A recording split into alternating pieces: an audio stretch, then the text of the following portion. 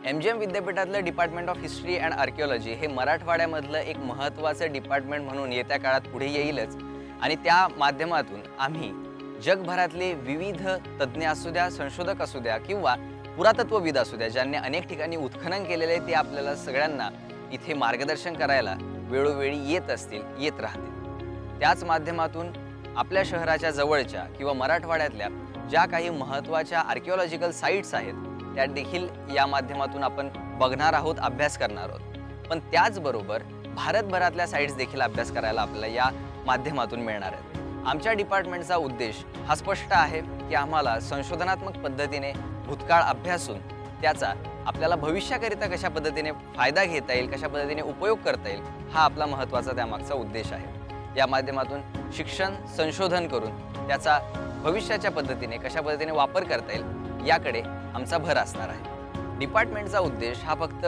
Courses run करणं एवढा नसून तर त्या माध्यमातून संशोधन करणे आणि संशोधनात्मक जे काही काम होईल त्याचं पब्लिकेशन हा देखील त्यामागचा तेवढाच महत्त्वाचा उद्देश आहे।